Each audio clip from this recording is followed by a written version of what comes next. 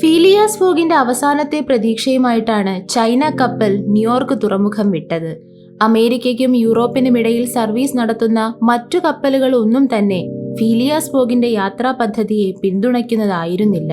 French liner, White Star Line, Inman company, Hamburg line തുടങ്ങിയ പേരുകേട്ട കപ്പൽ കമ്പനികളുടെ കപ്പലിനെ ആശ്രയിച്ചിട്ട് കാര്യമില്ല.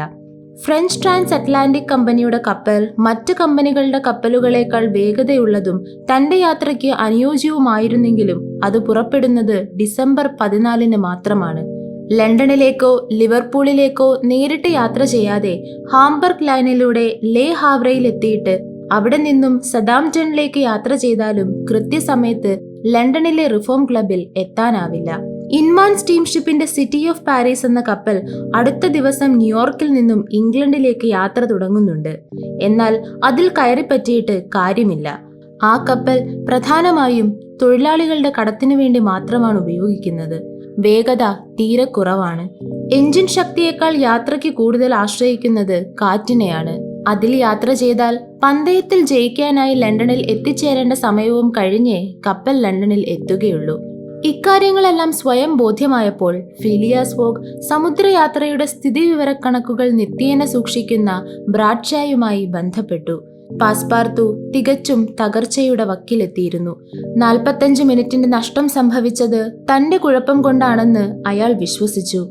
യാത്രയുടെ തുടക്കം മുതൽ തന്നെ തന്റെ പ്രവൃത്തികൾ മൂലം യജമാനനെ സേവിക്കുന്നതിനു പകരം അദ്ദേഹത്തിന് വിവിധങ്ങളായ തടസ്സങ്ങളാണ് താൻ സൃഷ്ടിച്ചതെന്ന് അയാൾ വിശ്വസിച്ചു. ലണ്ടനിൽ നിന്നും യാത്ര തുടങ്ങിയതു മുതൽ ഇതുവരെ ഉണ്ടായ അനിഷ്ട സംഭവങ്ങളിലൂടെ അയാളുടെ മനസ്സ് കറങ്ങി നടന്നു. തന്റെ പ്രവൃത്തികൾ അദ്ദേഹത്തിന് ഉണ്ടാക്കിവെച്ച സാമ്പത്തിക ബുദ്ധിമുട്ടുകൾ ഒരു വശത്ത്, മറുവശത്ത് അതുമൂലം അദ്ദേഹം പന്തയത്തിൽ പരാജയപ്പെടുകയും അദ്ദേഹത്തിന്റെ പ്രതീക്ഷകൾ അസ്തമിക്കുകയും ചെയ്തിരിക്കുന്നു. അദ്ദേഹത്തിന്റെ യാത്രയെ തന്നെ താൻ പരാജയപ്പെടുത്തിയിരിക്കുന്നു. എന്നാൽ ഫോഗ് തളരാൻ ഒരുക്കമായിരുന്നില്ല. അയാൾ തന്റെ സഹയാത്രികരോട് പറഞ്ഞു, ബാക്കിയൊക്കെ നമുക്ക് നാളെ തീരുമാനിക്കാം. ഇപ്പോൾ എന്നോടൊപ്പം വരിക. ഫിലിയാസ് ഫോഗ്, പാസ്പാർത്തു, ഔദ, ഫിക്സ് എന്നീ 4 പേരും ജേഴ്സി സിറ്റി ഫെറിയിൽ കയറി ഹഡ്സൺ നദിയുടെ അക്കരെ എത്തി. അവിടെ നിന്നും ഒരു മോട്ടോർ ക്യാബിൽ ബ്രോഡ്വേയിലുള്ള സെന്റ് നിക്കോളാസ് ഹോട്ടലിലെത്തി മുറിയെടുത്തു. ഫിലിയാസ് ഫോഗ് സുഖമായി ഉറങ്ങി. എന്നാൽ ഔദയ്ക്കും പാസ്പാർത്തുവിനും ഫിക്സിനും ഉറങ്ങാൻ കഴിഞ്ഞില്ല. അവരെല്ലാം തന്നെ വലിയ നിരാശയിലായിരുന്നു. അടുത്ത ദിവസം ഡിസംബർ 12 12-ാം തീയതി 7 മണി മുതൽ 21-ാം തീയതി 8:45 വരെയുള്ള സമയം കണക്കാക്കിയാൽ ഇനി ഫീലിയാസ് ഫോഗിന് അവശേഷിക്കുന്നത് 9 ദിവസങ്ങളും 13 മണിക്കൂറും 45 മിനിറ്റും മാത്രമാണ്. ഫീലിയാസ് ഫോഗ് കൃത്യമായി ചൈന കപ്പലിൽ യാത്ര ചെയ്തിരുന്നുവെങ്കിൽ അദ്ദേഹത്തിന് സമയത്തു തന്നെ ലിവർപൂളിലോ ലണ്ടനിലോ എത്താനാവുമായിരുന്നു. കാരണം കുനാട്ട് ലൈൻ കമ്പനിയുടെ ഏറ്റവും വേഗതയേറിയ കപ്പൽ ചൈനയായിരുന്നു. രാവിലെ തന്നെ ഫീലിയാസ് ഫോഗ് ഹോട്ടൽ വിട്ട് പുറത്തേക്ക് പോയി. തനിക്ക് വേണ്ടി കാത്തിരിക്കാൻ പാസ്പാർത്തുവിനോടും ഏതു സമയത്തും യാത്രയ്ക്ക് പുറപ്പെടാൻ പാകത്തിന് തയ്യാറായിരിക്കാൻ ഔദയോടും നിർദ്ദേശിച്ചിട്ടാണ് ഫോഗ് പുറത്തേക്ക് പോയത്. ഫോഗ് നേരെ പോയത് ഹഡ്സൺ നദിക്കരയിലേക്കാണ്. തുറമുഖത്ത് നങ്കൂരമിട്ടിരിക്കുന്ന കപ്പലുകളിലും നദിയുടെ മധ്യത്തിൽ കാത്തുകിടക്കുന്ന കപ്പലുകളിലും അയാൾ പ്രതീക്ഷയോടെ കണ്ണോടിച്ചു. രാവിലത്തെ വേലിയേറ്റ തിരമാലയിൽ യാത്ര പുറപ്പെടാനായി തയ്യാറെടുത്ത നിരവധി കപ്പലുകൾ ഡിപ്പാർച്ചർ ബേയിൽ കാത്തുകിടക്കുന്നു. ലോകത്തിലെ തന്നെ ഏറ്റവും തിരക്കേറിയ തുറമുഖങ്ങളിൽ ഒന്നാണ് ന്യൂയോർക്ക്. 100 കണക്കിന് കപ്പലുകളാണ് ഓരോ ദിവസവും ഇവിടെ നിന്നും ലോകത്തിന്റെ വിവിധ ഭാഗങ്ങളിലേക്ക് യാത്ര ചെയ്യുന്നത്. എന്നാൽ ഈ കപ്പലുകൾ ഒന്നും തന്നെ ഫീലിയാസ് ഫോഗിന്റെ ആവശ്യത്തിന് ഉതകുന്നതായിരുന്നില്ല. ഫീലിയാസ് ഫോഗിന്റെ ഉള്ളിൽ ആദ്യമായി നിരാശ പടർന്നു. തന്റെ എല്ലാ ശ്രമവും ഇവിടെ പരാജയപ്പെടുന്നതായി തോന്നി. ഇങ്ങനെ ചിന്തിച്ച് തിരിഞ്ഞു നോക്കിയപ്പോൾ തൊട്ടടുത്തായി ഒരു ചരക്കു കപ്പൽ പുകയും തുപ്പി യാത്രയ്ക്ക് തയ്യാറെടുത്തു നിൽക്കുന്നത് ഫോഗിന്റെ ശ്രദ്ധയിൽപ്പെട്ടു. ഹെൻറീറ്റ എന്നായിരുന്നു ആ ചരക്കു കപ്പലിന്റെ പേര്. ഫീലിയാസ് ഫോഗ് ഉടൻ തന്നെ ഒരു ചെറിയ ബോട്ടിൽ കയറി ഹെൻറീറ്റയുടെ അടുത്തെത്തി അതിന്റെ ഗോവണികളിലൂടെ മുകളിലെത്തി. ഇരുമ്പുകൊണ്ടുള്ള പള്ളയും തടികൊണ്ട് നിർമ്മിച്ച മേൽക്കൂരയുമായിരുന്നു ഹെൻറീറ്റയ്ക്ക്. കപ്പലിൽ കയറിയ ഫോഗ് ക്യാപ്റ്റനെ അന്വേഷിച്ച് കണ്ടുപിടിച്ചു. ഏതാണ്ട് 50 വയസ്സ് പ്രായമുള്ള ഒരു പരുക്കനായ മനുഷ്യൻ. വലിയ കണ്ണുകൾ, ഓക്സീകരിച്ച ചെമ്പിന്റെ നിറം, ചുവന്ന തലമുടി, കാളയെപ്പോലുള്ള കഴുത്ത്. ഇത്തരമൊരു മനുഷ്യനെ ലോകത്ത് വേറെയെങ്ങും കണ്ടെത്താൻ പ്രയാസമാണ്. ക്യാപ്റ്റൻ, ഫീലിയാസ് ഫോഗ് അയാളെ നോക്കി ചോദിച്ചു. യെസ്. അയാൾ മറുപടി പറഞ്ഞു. ഞാൻ ഫീലിയാസ് ഫോഗ്, ലണ്ടനിൽ നിന്നും വരുന്നു. ഞാൻ ആൻഡ്രൂ സ്പീഡി, കാർഡിഫുകാരനാണ്. താങ്കൾ യാത്രയ്ക്കുള്ള തയ്യാറെടുപ്പിലാണോ? 1 മണിക്കൂറിനുള്ളിൽ. എങ്ങോട്ടാണ് യാത്ര? ബോർഡോ. കപ്പലിലുള്ളത്? കപ്പലിന്റെ പള്ളയിൽ വിലപിടിപ്പുള്ള കല്ലുകളാണ്, വേറെ ചരക്കുകളില്ല. ഞാൻ യാത്ര ചെയ്യുന്നത് പരുക്കൻ കല്ലുകളുടെ മുകളിലാണ്. യാത്രക്കാരെങ്കിലും കപ്പലിലുണ്ടോ? ഇല്ല, ഞാൻ യാത്രക്കാരെ കൊണ്ടുപോകാറില്ല. താങ്കളുടെ കപ്പൽ എങ്ങനെ? നല്ല വേഗതയുണ്ടോ? വേഗതയുടെ കാര്യത്തിൽ ഹെൻറീറ്റ പേരുകേട്ടതാണ്. 11 മുതൽ 12 വരെ നോട്ടിക്കൽ മൈൽ ഉറപ്പാണ്. താങ്കൾക്ക് എന്നെ ലിവർപൂളിൽ എത്തിക്കാമോ? എന്നെ കൂടാതെ 3 പേർ കൂടി വേറെയുണ്ട്. ലിവർപൂൾ? അത് ചൈനയല്ലല്ലോ. ഞാൻ ലിവർപൂളിനെ കുറിച്ചാണ് പറഞ്ഞത്. പറ്റില്ല, ക്യാപ്റ്റൻ തുറന്നടിച്ചു. ഇല്ല? ഫീലിയാസ് ഫോഗ് വീണ്ടും ചോദിച്ചു. ഞാൻ പോകുന്നത് ബോർഡോവിലേക്കാണ്. ബോർഡോവ് എവിടെയാണോ അങ്ങോട്ട് തന്നെ ഞാൻ പോകും. എന്ത് നൽകിയാലും? ഫോഗ് വീണ്ടും ചോദിച്ചു. എന്ത് നൽകിയാലും ഇല്ല, അയാൾ ഉറപ്പിച്ചു പറഞ്ഞു. ഇനി ആവശ്യം ആവർത്തിക്കേണ്ടതില്ല എന്ന ധ്വനിയും അതിലുണ്ടായിരുന്നു. പക്ഷേ ഹെൻറീറ്റയുടെ ഉടമകൾ? ഫോഗ് സംശയം പ്രകടിപ്പിച്ചു. ഞാൻ തന്നെയാണ് ഉടമ. ഈ കപ്പൽ എൻ്റെ സ്വന്തമാണ്. അയാൾ ഒച്ച ഉയർത്തി. ഈ കപ്പലിനെ ഞാൻ വാടകയ്ക്കെടുത്താലോ? സാധ്യമല്ല. ഞാൻ ഈ കപ്പൽ വിലയ്ക്ക് വാങ്ങാൻ തയ്യാറാണ്. ഞാൻ വിൽക്കാൻ ഉദ്ദേശിക്കുന്നില്ല. ഫീലിയാസ് ഫോഗിന്റെ തന്ത്രങ്ങളൊന്നും ഹെൻറീറ്റയുടെ ക്യാപ്റ്റനോട് വിലപ്പോയില്ല. ഹോങ്കോങ് അല്ല ന്യൂയോർക്ക് എന്നും ടാങ്കഡറിന്റെ ക്യാപ്റ്റനല്ല ഹെൻറീറ്റയുടേതെന്നും അയാൾക്ക് ബോധ്യമായി. ഇതുവരെയും തന്റെ മുന്നിലുണ്ടായിരുന്ന എല്ലാ തടസ്സങ്ങളെയും ഫീലിയാസ് ഫോഗ് മറികടന്നത് പണം ഉപയോഗിച്ചാണ്. എന്നാൽ ഇപ്പോൾ ഫോഗിന്റെ പണം പ്രയോജനപ്പെടുന്ന മട്ടില്ല. അറ്റ്ലാന്റിക്കിനെ ഏതു വിധേനയും മറികടന്നേ പറ്റൂ. ബലൂണിൽ കയറിയാണെങ്കിലും അത് നടത്തിയേനെ. എന്നാൽ ഇപ്പോഴത്തെ സാഹചര്യത്തിൽ അതൊക്കെ വലിയ അപകടവും നടക്കാൻ അസാധ്യവുമാണ്. ഫോഗ് മറ്റൊരു തന്ത്രം പുറത്തെടുത്തു. താങ്കൾക്ക് എന്നെ ബോർഡോവിലേക്ക് കൊണ്ടുപോകാൻ പറ്റുമോ? ഫോഗ് ചോദിച്ചു. നിങ്ങൾ $200 തരാമെന്ന് പറഞ്ഞാലും അത് നടക്കില്ല. ഞാൻ തരാൻ ഉദ്ദേശിക്കുന്നത് $2000 ആണ്. ഒരാൾക്ക്? ക്യാപ്റ്റന്റെ ശബ്ദത്തിന്റെ കാഠിന്യം കുറഞ്ഞു. അതെ, ഒരാൾക്ക് $2000. ഫോഗ് ഉറപ്പിച്ചു പറഞ്ഞു. നിങ്ങൾ 4 പേരുണ്ടെന്നല്ലേ പറഞ്ഞത്? അതെ, 4 പേർ. ക്യാപ്റ്റൻ സ്പീഡി എന്തോ ആലോചിച്ചുകൊണ്ട് തന്റെ തല ചൊറിയാൻ തുടങ്ങി. തൊലി മാന്തി പൊളിച്ചു. യാത്രയിൽ ഒരു മാറ്റവും വരുത്താതെ $8000 നൽകാമെന്നാണ് പറയുന്നത്. അങ്ങനെയാണെങ്കിൽ ഇവർ സാധാരണക്കാരായ യാത്രക്കാരല്ല, സമ്പന്നരായ കച്ചവടക്കാരായിരിക്കണം. ഞാൻ കൃത്യം 9 മണിക്ക് തന്നെ പുറപ്പെടും. ആ സമയത്തിനുള്ളിൽ താങ്കൾക്കും മറ്റുള്ളവർക്കും എത്താനാകുമോ? ഞങ്ങൾ സമയത്തു തന്നെ ഇവിടെ ഉണ്ടാകും. ഫീലിയാസ് ഫോഗ് തണുപ്പൻ മട്ടിൽ പ്രതികരിച്ചു. ഇപ്പോൾ തന്നെ 8:30 ആയിരിക്കുന്നു. ഹെൻറീറ്റയിൽ നിന്നും തിടുക്കത്തിൽ കരയിലെത്തിയ ഫോഗ് ഒരു മോട്ടോർ ക്യാബിൽ സെന്റ് നിക്കോളാസ് ഹോട്ടലിലേക്ക് കുതിച്ചു. പാസ്പാർത്തുവിനെയും ഔദയെയും കൂടെ തനിക്ക് ഒഴിവാക്കാൻ കഴിയാത്ത സുഹൃത്ത് ഫിക്സിനെയും കൂട്ടി കപ്പലിലെത്തി. ഹെൻറീറ്റയുടെ ക്യാബിനിൽ അവർ 4 പേരും ഇരിപ്പുറപ്പിച്ചു. കപ്പൽ ന്യൂയോർക്ക് വിട്ടു. ഇപ്പോഴത്തെ യാത്രയുടെ ചിലവിനെക്കുറിച്ച് അറിയാനിടയായ പാസ്പാർത്തു തലയിൽ കയ്യും വെച്ച് അയ്യോ എന്ന് നിലവിളിച്ചുപോയി. കുറ്റാന്വേഷകൻ ഫിക്സ് ആകട്ടെ ദുഃഖിതനായിരുന്നു. ബാങ്ക് ഓഫ് ഇംഗ്ലണ്ടിന്റെ പണമാണ് ഇയാൾ കടലിൽ വലിച്ചെറിയുന്നത്. ഇപ്പോൾ തന്നെ അതിൽ നിന്നും 7000 പൗണ്ടെങ്കിലും കുറഞ്ഞിട്ടുണ്ടാവണം. 1 മണിക്കൂറിനുള്ളിൽ ഹെൻറീറ്റ ഹഡ്സൺ നദീമുഖത്ത് സ്ഥാപിച്ചിരുന്ന സിഗ്നൽ ലൈറ്റും പിന്നിട്ട് കടലിലേക്ക് പ്രവേശിച്ചു. ഇന്നത്തെ പകൽ സമയം കൊണ്ട് കപ്പലിന് ലോങ് ഐലൻഡിന്റെ തീരത്തുകൂടി യാത്ര ചെയ്ത് ഫയർ ഐലൻഡും പിന്നിട്ട് കിഴക്കോട്ടാണ് നീങ്ങേണ്ടത്. ഡിസംബർ 13-ാം തീയതി ഉച്ചയ്ക്ക് ഒരു കപ്പൽ ജോലിക്കാരൻ ക്യാപ്റ്റനെ സമീപിച്ചു. ക്യാപ്റ്റൻ സ്പീഡിയാണെന്ന് ചിന്തിച്ചുകൊണ്ട് തന്നെയാണ് ജോലിക്കാരൻ സമീപിച്ചത്. എന്നാൽ അയാൾ കണ്ടത് കപ്പൽ നിയന്ത്രിക്കുന്ന ഫീലിയാസ് ഫോഗ് എന്ന മനുഷ്യനെയാണ്. ഈ സമയത്ത് ക്യാപ്റ്റൻ സ്പീഡി തന്റെ ക്യാബിനിൽ തടവുകാരനായി കിടന്നലറുകയും മുക്രയിടുകയുമായിരുന്നു. സംഭവിച്ചത് എന്താണെന്നോ? അത് വളരെ നിസ്സാര കാര്യമാണ്. ഫീലിയാസ് ഫോഗിന് പോകേണ്ടത് ലിവർപൂളിലേക്കാണ്. കപ്പിത്താൻ സ്പീഡി കപ്പലിനെ ലിവർപൂളിലേക്ക് തിരിച്ചുവിടാൻ തയ്യാറല്ല.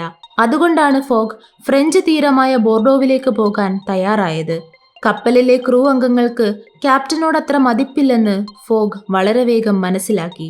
തന്റെ സഞ്ചിയിലുള്ള പണത്തിന്റെ ബലത്തിൽ അയാൾ അവരെയെല്ലാം വളരെ വേഗം വിലക്കെടുത്തു. യാത്ര തുടങ്ങി ഏതാണ്ട് 30 മണിക്കൂറിനുള്ളിൽ തന്നെ ഫീലിയാസ് ഫോഗ് കപ്പലിന്റെ ക്യാപ്റ്റനായി മാറി. സ്പീഡി തടവുകാരനുമായി. ഫീലിയാസ് ഫോഗ് ഇപ്പോൾ കപ്പലിനെ ലിവർപൂൾ ലക്ഷ്യമാക്കിയാണ് നയിക്കുന്നത്. ഒരു കാലത്ത് ഫീലിയാസ് ഫോഗും ഇതേപോലെ നാവികനായിരുന്നതിനാൽ കാര്യങ്ങൾ എളുപ്പമായി. ഫീലിയാസ് ഫോഗിന്റെ ഈ സാഹസികതയുടെ ഫലം എന്തായിരിക്കുമെന്ന് നമുക്ക് കാത്തിരുന്നു കാണാം. ഔദ എപ്പോഴും മൗനിയായി തുടർന്നു. അവൾ എപ്പോഴും ദുഃഖിതയായി കാണപ്പെട്ടു. ഫീലിയാസ് ഫോഗിന്റെ പുതിയ ദൗത്യം ഫിക്സിനെ അമ്പരപ്പിച്ചു. അയാൾ പ്രതികരിക്കാൻ പോലും ആകാതെ നോക്കി നിന്നു. പാസ്പാർത്തു ആകട്ടെ ഇതിനെ തന്റെ യജമാനന്റെ മറ്റൊരു പൊടിക്കൈ എന്ന നിലയിലാണ് കണ്ടത്. 11 മുതൽ 12 നോട്ടിക്കൽ മൈൽ വരെ. ക്യാപ്റ്റൻ സ്പീഡിയുടെ വാക്കുകൾ ഫോഗ് ഓർത്തു. ഹെൻറിറ്റ അതേ വേഗത്തിൽ തന്നെ മുന്നോട്ടു നീങ്ങി. കടൽ കൂടുതൽ പ്രക്ഷുബ്ധമാകാതിരുന്നെങ്കിൽ, കാറ്റ് കിഴക്കുനിന്നും വീശാതിരുന്നെങ്കിൽ, കപ്പലിന് അപകടമൊന്നും സംഭവിക്കാതിരുന്നെങ്കിൽ, ബോയിലർ കൃത്യമായി പ്രവർത്തിച്ചിരുന്നുവെങ്കിൽ, ഇപ്രകാരം 100 കൂട്ടം ചോദ്യങ്ങൾക്ക് ഉത്തരം പ്രതീക്ഷിച്ചതുപോലെ തന്നെ ആയിരുന്നുവെങ്കിൽ ഹെൻറിറ്റ തീർച്ചയായും ന്യൂയോർക്കിനും ലിവർപൂളിനും ഇടയിലുള്ള 3000 മൈൽ ദൂരം അനായാസേന 9 ദിവസം കൊണ്ട് തന്നെ താണ്ടുമെന്ന് ഉറപ്പാണ്. അതായത് ഡിസംബർ 12 തുടങ്ങിയ യാത്ര ഡിസംബർ 21 ലണ്ടനിൽ അവസാനിക്കും. അങ്ങനെയാണെങ്കിൽ ഫീലിയാസ് ഫോഗിന്റെ ദിനങ്ങളായിരിക്കും പിന്നീടുണ്ടാകുന്നത്. ആദ്യത്തെ ഏതാനും ദിവസങ്ങൾ യാത്ര സുഗമമായി മുന്നോട്ടു നീങ്ങി. കടൽ യാതൊരു ബുദ്ധിമുട്ടും അവർക്കുണ്ടാക്കിയില്ല. കാറ്റ് വടക്ക് കിഴക്ക് ദിശയിൽ തന്നെ നിലകൊണ്ടു. കപ്പലിന്റെ പായകൾ നിവർന്നു തന്നെ നിന്നു. ഒരു ട്രാൻസ് അറ്റ്ലാന്റിക് സെയിലറിന്റെ എല്ലാ ഗുണങ്ങളും ഹെൻറിറ്റയ്ക്കുണ്ടായിരുന്നു. പാസ്പാർത്തു അനിർവചനീയമായ ആഹ്ലാദത്തിലായിരുന്നു. തന്റെ യജമാനന്റെ സാഹചര്യങ്ങളെ തനിക്ക് അനുകൂലമാക്കാനുള്ള കഴിവുകളെക്കുറിച്ച് ഓർത്തപ്പോൾ അയാൾക്ക് ആത്മവിശ്വാസം വർദ്ധിച്ചു. പാസ്പാർത്തു കപ്പലിലെ തൊഴിലാളികളുമായി വളരെ വേഗം അടുത്തു. ജന്മസിദ്ധമായ തന്റെ കഴിവുകൾ പുറത്തെടുത്ത് അയാൾ അവരുടെ ബഹുമാനം ആർജിക്കാനും ശ്രമിച്ചു. ഞാണിന്മേൽ കളികളിലുള്ള വൈദഗ്ധ്യം ചിലപ്പോഴൊക്കെ പ്രയോജനപ്പെട്ടു. കപ്പലിലെ തൊഴിലാളികൾ മാന്യന്മാരും നല്ലവരുമാണെന്ന് അയാൾ വിശ്വസിച്ചു. പാസ്പാർത്തു ഓരോ നിമിഷവും ഉന്മേഷവാനായിട്ടാണ് കാണപ്പെട്ടത്. യാത്രക്കിടയിൽ നേരിട്ട എല്ലാ പ്രതിബന്ധങ്ങളെയും ദുരിതങ്ങളെയും അയാൾ മറന്നു കഴിഞ്ഞിരുന്നു. അടുത്തെത്തിക്കഴിഞ്ഞെന്ന് വിശ്വസിക്കുന്ന വിജയത്തെക്കുറിച്ച് മാത്രമാണ് ഇപ്പോൾ അയാളുടെ ചിന്തകൾ. ഈ ചിന്തകൾ ചിലപ്പോഴൊക്കെ അയാളെ അക്ഷമനാക്കുകയും കപ്പലിലെ ബോയിലറുകൾ പോലെ ചൂടുപിടിപ്പിക്കുകയും ചെയ്തു. ചില സമയങ്ങളിൽ അയാൾ കുറ്റാന്വേഷകൻ ഫിക്സിനു ചുറ്റും സംശയകരമായ നോട്ടത്തോടെയും ഭാവത്തോടെയും ചുറ്റിക്കറങ്ങി. എന്നാൽ ഒരിക്കൽ പോലും അയാളോട് ഒന്നും സംസാരിക്കാൻ താല്പര്യം കാണിച്ചില്ല. പാസ്പാർത്തുവിന്റെ കണ്ണുകളിൽ തന്നെ 1000 വാക്കുകൾ ഒളിച്ചിരിക്കുന്നുണ്ടായിരുന്നു. അവർക്കിടയിൽ യാത്രയുടെ ഒരു ഘട്ടത്തിൽ ഉണ്ടായിരുന്ന സൗഹൃദം അപ്രതീക്ഷമായിരുന്നു. കുറ്റാന്വേഷകൻ ഫിക്സ് ആകട്ടെ അന്തം വിട്ടിരിക്കുകയാണ്. എന്താണ് ചുറ്റിനും നടക്കുന്നതെന്ന് അയാൾക്കൊരു പിടിയും കിട്ടുന്നില്ല. ഫീലിയാസ് ഫോഗിന്റെ പ്രവർത്തികൾ അയാളെ വല്ലാതെ ഉലച്ചുകളഞ്ഞു. കപ്പലിലെ ക്യാപ്റ്റനെ ബലപ്രയോഗത്തിലൂടെ കീഴ്പ്പെടുത്തി നിയന്ത്രണം സ്വന്തമാക്കുക, ക്രൂ അംഗങ്ങളെ വിലയ്ക്കു വാങ്ങുക, അയാൾ തന്നെ പ്രഗത്ഭനായ ഒരു കപ്പിത്താനെ പോലെ കപ്പലിന്റെ നിയന്ത്രണം ഏറ്റെടുക്കുക, ഇതൊന്നും തന്നെ വിശ്വസിക്കാനോ ഉൾക്കൊള്ളാനോ അയാൾക്ക് കഴിഞ്ഞിരുന്നില്ല. 55,000 പൗണ്ട് കൊള്ളയടിച്ചു കടന്നുകളഞ്ഞ അയാൾ ഇപ്പോൾ അനായാസേന ഒരു കപ്പൽ തന്നെ തട്ടിയെടുത്തിരിക്കുന്നു. ഫീലിയാസ് ഫോഗ് കപ്പലിനെ ഒരിക്കലും ലിവർപൂളിലേക്ക് കൊണ്ടുപോകാൻ സാധ്യതയില്ല. അയാൾ കപ്പൽ തട്ടിയെടുത്തത് അതുമായി മറ്റേതെങ്കിലും രാജ്യത്തേക്ക് കടക്കാനാണ്. ഫീലിയാസ് ഫോഗ് എന്ന കള്ളൻ ഇപ്പോൾ കടൽ കൊള്ളക്കാരനായി മാറിയിരിക്കുന്നു. കടലിന്റെ വിശാലതയിൽ അയാൾ തികച്ചും സ്വതന്ത്രനായിരിക്കുന്നു. ഫീലിയാസ് ഫോഗിനെ പിന്തുടരാനും അയാൾക്കൊപ്പം അപകടങ്ങളിലൂടെ യാത്ര ചെയ്യാനും താനെടുത്ത തീരുമാനം തികച്ചും അബദ്ധമായിരുന്നുവെന്ന ചിന്തയിലാണ് ഫിക്സ് എത്തിച്ചേർന്നത്. തന്റെ ക്യാബിനിൽ ബന്ധിക്കപ്പെട്ട ക്യാപ്റ്റൻ സ്പീഡി അവിടെ കിടന്ന് നിലവിളിച്ചു. പാസ്പാർത്തുവിന്റെ ജോലി അയാൾക്കുള്ള ഭക്ഷണം നൽകുക എന്നതായിരുന്നു. ആ ജോലി ഏറ്റവും ശ്രദ്ധയോടെയാണ് പാസ്പാർത്തു നിർവഹിച്ചത്. കാരണം ക്യാപ്റ്റൻ സ്പീഡി പാസ്പാർത്തുവിനേക്കാൾ കരുത്തനും ആക്രമണകാരിയുമായിരുന്നു. ഫീലിയാസ് ഫോഗാകട്ടെ താനാണ് ക്യാപ്റ്റൻ എന്ന യാതൊരു ഭാവവും പുറത്തെടുത്തില്ല. സാങ്കേതികമായി ആ സ്ഥാനം അപ്പോഴും സ്പീഡിക്കായിരുന്നു. ഡിസംബർ 13 കപ്പൽ ന്യൂ ഫൗണ്ട്ലാൻഡിന്റെ അങ്ങേയറ്റത്തുള്ള ഗ്രേറ്റ് ബാങ്ക്സ് കടന്നുപോയി. കപ്പലുകളെ സംബന്ധിച്ചിടത്തോളം ഏറ്റവും അപകടകരമായ സ്ഥലമാണ് ഇവിടം, പ്രത്യേകിച്ചും തണുപ്പ് കാലത്ത്. അതികഠിനമായ മഞ്ഞും ശക്തമായ കാറ്റും യാത്രക്കാർക്ക് വലിയ ദുരിതമാണ് ഉണ്ടാക്കുന്നത്. തലേ ദിവസം തന്നെ ബാരോമീറ്ററിലെ രസസൂചി അപായ മുന്നറിയിപ്പ് നൽകിക്കൊണ്ട് താഴേക്ക് നീങ്ങാൻ തുടങ്ങിയിരുന്നു. അന്തരീക്ഷത്തിൽ മാറ്റങ്ങൾ ഉണ്ടാകുന്നതിന്റെ സൂചനയാണത്. രാത്രിയിൽ തന്നെ അതുണ്ടായി. കാറ്റ് അതിശക്തമായി, തണുപ്പും കൂടി വന്നു. കാറ്റിന്റെ ദിശ തെക്ക് കിഴക്കേ ഭാഗത്തേക്ക് മാറ്റപ്പെട്ടു. കപ്പലിന്റെ മുന്നോട്ടുള്ള പ്രയാണം ഒരു വലിയ വെല്ലുവിളിയായി മാറി. ഫീലിയാസ് ഫോഗ് ആകട്ടെ സാധാരണ കപ്പിത്താന്മാർ ചെയ്യുന്നതുപോലെ പായകൾ ചുരുട്ടിക്കെട്ടി വേഗത കുറയ്ക്കുന്നതിനു പകരം പായകൾ ഉയർത്തിവെക്കുകയും സ്റ്റീമറിന്റെ വേഗത വർദ്ധിപ്പിക്കുകയും ചെയ്തു. എന്നാൽ കപ്പലിന്റെ വേഗതയെ കാറ്റും ശക്തമായ തിരകളും പിന്നിലേക്ക് വലിച്ചു പിടിച്ചു. കാറ്റ് ക്രമേണ ഹരിക്കെയിൻ എന്ന ചുഴലിക്കാറ്റായി രൂപാന്തരണം പ്രാപിച്ചു. കപ്പലിനെ അതിശക്തിയായി എഞ്ചിൻ മുന്നോട്ട് തള്ളിയെങ്കിലും കാറ്റ് അതിനെ മുന്നോട്ടു പോകാൻ സമ്മതിച്ചില്ല. കാറ്റ് കപ്പലിനെ എവിടേക്കോ വലിച്ചുകൊണ്ടുപോയി. ഫീലിയാസ് ഫോഗിന് കപ്പലിനെ നിയന്ത്രിക്കാൻ കഴിയാതെയായി. പാസ്പാർത്തുവിന്റെ മുഖം 2 ദിവസങ്ങളായി മഴമേഘങ്ങൾ ഉരുണ്ടുകൂടിയ ആകാശം പോലെ മൂടിക്കെട്ടി നിന്നു. എന്നാൽ ഫീലിയാസ് ഫോഗിന്റെ മുഖത്ത് ഒരു ചാഞ്ചല്യവും കാണാനില്ല. സാഹസികനായ കപ്പിത്താനെ പോലെ അയാൾ എല്ലാ പ്രതിബന്ധങ്ങളെയും തരണം ചെയ്യാൻ തയ്യാറായി നിന്നു. കപ്പലിന്റെ വേഗത കുറയ്ക്കാൻ അയാൾ ഒരിക്കലും തയ്യാറായിരുന്നില്ല. എന്നാൽ കുറെ മണിക്കൂറുകൾക്ക് ശേഷം കാറ്റിന്റെ അപകട ഭീഷണിയിൽ കുറവുണ്ടായി. ഹരിക്കെയിനിന്റെ ശക്തി ഏതാണ്ട് 90 മൈൽ വേഗതയിലായിരുന്നുവെങ്കിലും ഗതി തെക്ക് കിഴക്കോട്ട് മാറിയതിനാൽ കപ്പലിന്റെ മുന്നോട്ടുള്ള യാത്രയെ തടസ്സപ്പെടുത്തിയില്ല. എന്ന് മാത്രവുമല്ല, കാറ്റിപ്പോൾ കപ്പലിന്റെ വേഗതയെ സഹായിക്കുന്നുമുണ്ട്. ഡിസംബർ 16-ാം തീയതി എത്തിയപ്പോൾ ഫീലിയാസ് ഫോഗ് ലണ്ടനിൽ നിന്നും യാത്ര പുറപ്പെട്ടിട്ട് 75 ദിവസങ്ങൾ പൂർത്തിയായിരുന്നു. ഹെൻറിറ്റയിലെ യാത്ര സമയനഷ്ടം ഉണ്ടാക്കിയിട്ടില്ല. അറ്റ്ലാന്റിക്കിലൂടെയുള്ള ദൂരത്തിന്റെ പകുതി പിന്നിട്ട് കഴിഞ്ഞിരിക്കുന്നു. അപകടം പിടിച്ച കടൽ ഭാഗങ്ങളും പിന്നിട്ടിരിക്കുന്നു. ചൂടുകാലത്താണ് ഇത്തരമൊരു യാത്രയെങ്കിൽ വിജയം ഉറപ്പാണ്. എന്നാൽ തണുപ്പുകാലത്ത് വിജയം കാലാവസ്ഥയുടെ ദയയ്ക്ക് വിട്ടുകൊടുക്കേണ്ടി വരും. പാസ്പാർത്തു എന്താണ് ചിന്തിക്കുന്നതെന്ന് ആരോടും പറഞ്ഞില്ല. കാറ്റിന്റെ പരാക്രമം അവസാനിച്ചപ്പോൾ അയാൾ വീണ്ടും പ്രതീക്ഷയിലേക്ക് തിരിച്ചെത്തി. അന്നേ ദിവസം കപ്പലിലെ പ്രധാന എഞ്ചിനീയർ ഫീലിയാസ് ഫോഗിനെ സന്ദർശിച്ച് രഹസ്യമായി എന്തെല്ലാമോ ചർച്ച ചെയ്തു. എന്താണ് അയാൾ യജമാനനോട് രഹസ്യമായി പറഞ്ഞതെന്നറിയാൻ പാസ്പാർത്തു തന്റെ കാതുകളെ ചേർത്തു പിടിച്ചു. അവരുടെ സംഭാഷണത്തിൽ നിന്നും എന്തെല്ലാമോ അയാൾക്ക് ബോധ്യപ്പെട്ടു.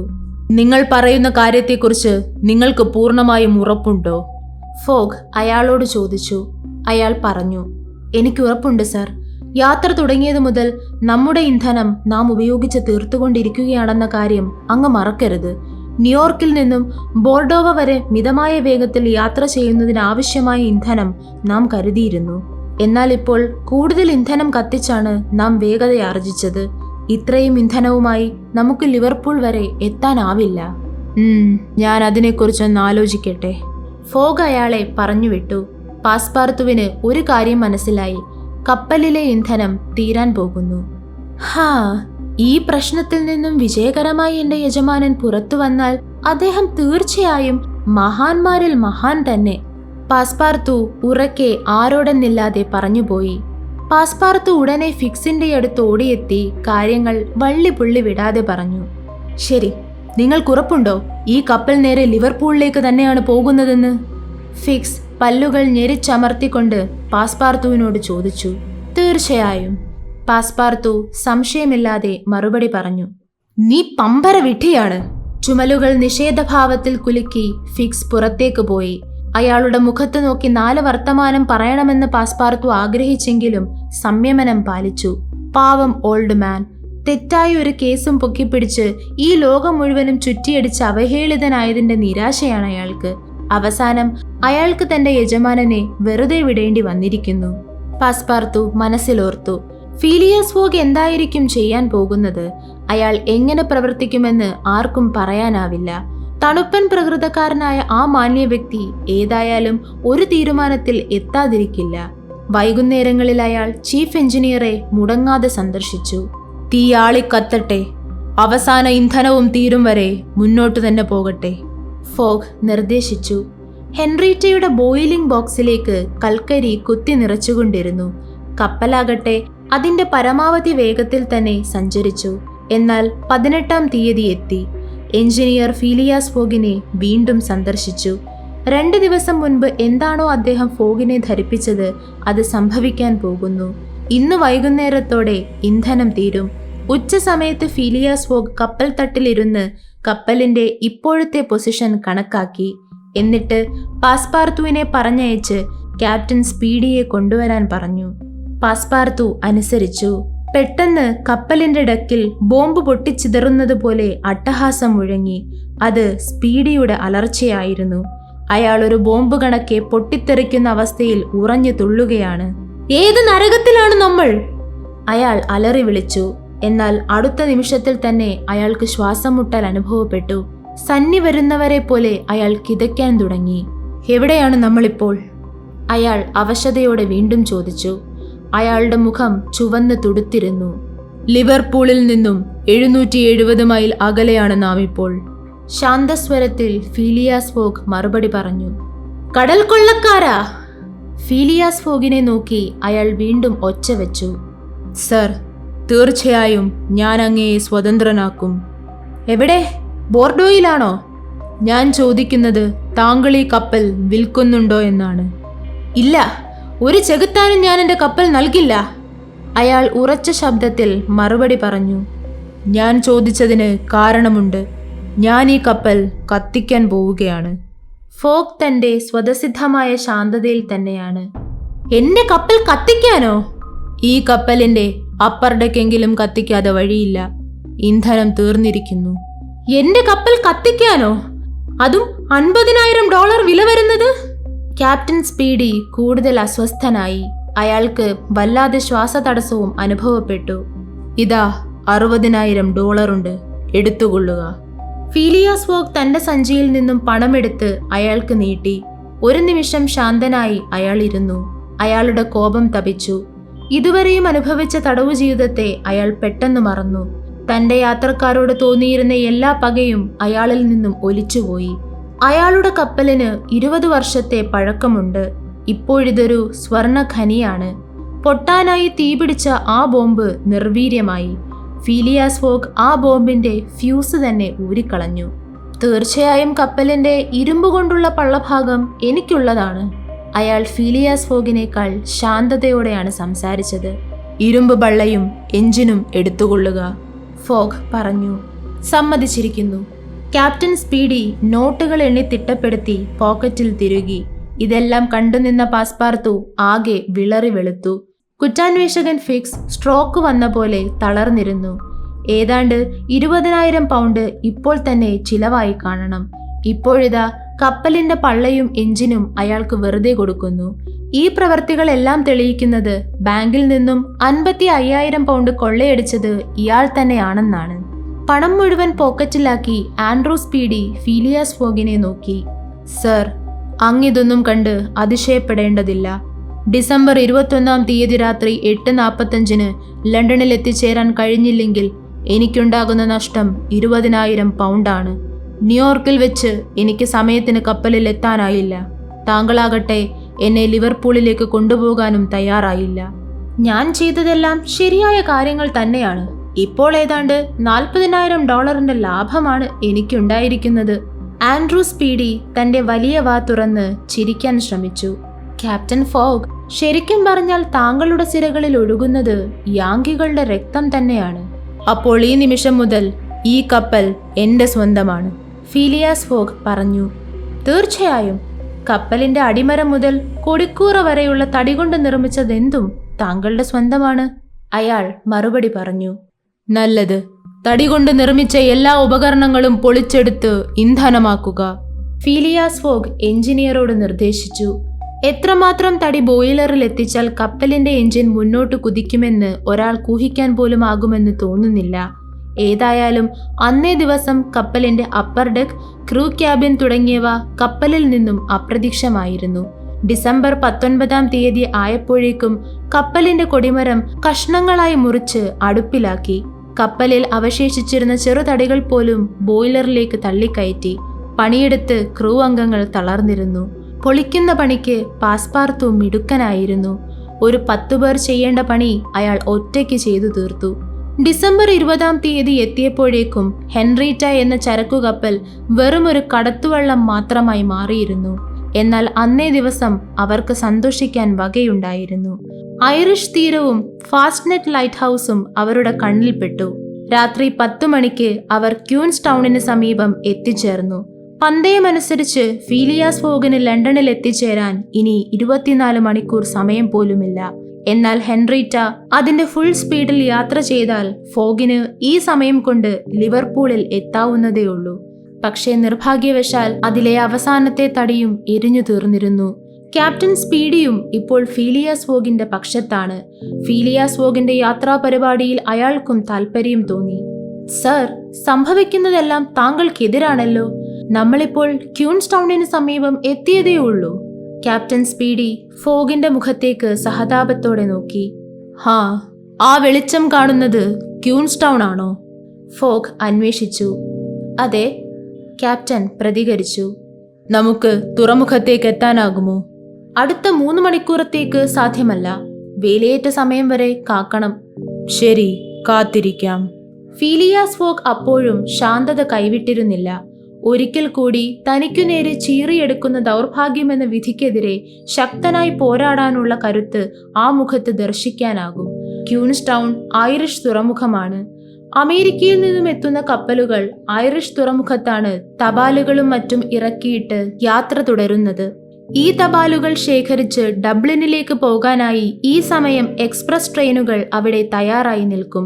ഡബ്ലിനിൽ നിന്നും ആവിക്കപ്പലുകളിലാണ് ഈ തപാലുകൾ ലിവർപൂളിലേക്ക് കൊണ്ടുപോകുന്നത്. വേഗത കൂടിയ കപ്പലുകളാണ് ഈ ദൗത്യം നിർവഹിക്കുന്നത്. ഏതാണ്ട് 12 മണിക്കൂർ കൊണ്ട് തപാലുമായി പോകുന്ന കപ്പലുകൾ ഡബ്ലിനിൽ നിന്നും ലിവർപൂളിലെത്തും. ഇപ്രകാരം അമേരിക്കയിൽ നിന്നും എത്തുന്ന തപാലുകൾ സാധാരണ സമയത്തേക്കാൾ 12 മണിക്കൂർ മുൻപ് തന്നെ ലണ്ടനിൽ എത്തിച്ചേരും. ഈ 12 മണിക്കൂർ സമയം തനിക്കും ആവശ്യമുണ്ടെന്ന് ഫോഗ് കണക്കുകൂട്ടി. അങ്ങനെയാണെങ്കിൽ അടുത്ത ദിവസം വൈകുന്നേരം ലിവർപൂളിൽ എത്തുന്നതിന് പകരം ഉച്ചയോടുകൂടി തന്നെ അവിടെ എത്താനാകും. എങ്കിൽ അന്ന് വൈകിട്ട് 8:45 ലണ്ടനിലെ റിഫോം ക്ലബിലെത്താൻ പ്രയാസമില്ല. രാത്രി 1 മണിയോടെ ഹെൻറിറ്റ ക്യൂൻസ് ടൗൺ തുറമുഖത്തെത്തി. ക്യാപ്റ്റൻ സ്പീഡി ഫീലിയാസ് ഫോഗിന് ഹസ്തദാനം ചെയ്ത് എല്ലാം ഭംഗിയായി അവസാനിക്കട്ടെ എന്ന് ആശംസിച്ചിട്ട് അസ്ഥികൂടം പോലെ കാണപ്പെട്ട തന്റെ കപ്പലിലേക്ക് തിരികെ പോയി. ഫീലിയാസ് ഫോഗും സംഘവും തീരത്തെത്തിയ ഉടൻ തന്നെ കുറ്റാന്വേഷകൻ ഫിക്സ് തന്റെ തനി സ്വഭാവം പുറത്തെടുത്തു. ഫീലിയാസ് ഫോഗിനെ അറസ്റ്റ് ചെയ്യാൻ അയാൾ തീരുമാനിച്ചു. അതിനായി അയാൾക്ക് നിരത്താൻ നിരവധി കാരണങ്ങളുണ്ടായിരുന്നു. ഈ തീരുമാനത്തിലേക്ക് എത്തും മുൻപ് അയാളുടെ ഉള്ളിൽ ഒരു യുദ്ധം തന്നെ നടന്നു കാണണം. ഫീലിയാസ് ഫോഗിനെ വിടാൻ അയാൾ ഒരുക്കമായിരുന്നില്ല. ഫീലിയാസ് ഫോഗിനെ കുറിച്ചുള്ള തന്റെ നിഗമനങ്ങൾ മാറ്റാനും അയാൾ ഒരുക്കമായിരുന്നില്ല. ഫീലിയാസ് ഫോഗിനെ പിന്തുടർന്ന പാസ്പാർത്തുവും ഔദയും ഒന്ന് ശ്വാസം പോലും നേരെ ചൊവ്വെ കഴിക്കാനാകാതെ നേരെ പോയത് ക്യൂൻസ് ടൗൺ റെയിൽവേ സ്റ്റേഷനിലേക്കാണ്. അവിടെ നിന്നും 1:30 ഡബ്ലിനിലേക്കുള്ള ട്രെയിനിൽ കയറിപ്പറ്റി. നേരം പുലർന്നപ്പോഴേക്കും ട്രെയിൻ ഡബ്ലിനിലെത്തിയിരുന്നു. സമയം പാഴാക്കാൻ ഒട്ടുമില്ല. അവർ അവിടെ നിന്നും തുറമുഖത്തേക്ക് പാഞ്ഞു. വേഗത കൂടിയ ഒരു സ്റ്റീമറിൽ കയറിപ്പറ്റി. അങ്ങനെ ഡിസംബർ 21-ാം തീയതി ഉച്ചയ്ക്ക് 12:20 ആയപ്പോൾ ഫീലിയാസ് ഫോഗും സംഘവും ലിവർപൂളിൽ കപ്പലിറങ്ങി. ഈ സമയം ഫീലിയാസ് ഫോഗ് ലണ്ടനിൽ നിന്നും ഏകദേശം 6 മണിക്കൂർ അകലത്തായിരുന്നു. കരയ്ക്കെത്തിയ ഉടൻ കുറ്റാന്വേഷകൻ ഫിക്സ് ഫീലിയാസ് ഫോഗിന്റെ തോളിൽ അമർത്തിപ്പിടിച്ചു. എന്നിട്ട് തന്റെ പോക്കറ്റിൽ ചുരുട്ടി വെച്ചിരുന്ന അറസ്റ്റ് വാറന്റ് കാണിച്ചു. താങ്കളുടെ പേര് ഫീലിയാസ് ഫോഗ് എന്ന് തന്നെയല്ലേ? ഫിക്സ് ചോദിച്ചു. ആണെങ്കിൽ രാജ്ഞിയുടെ നാമധേയത്തിൽ താങ്കളെ ഞാൻ അറസ്റ്റ് ചെയ്തിരിക്കുന്നു.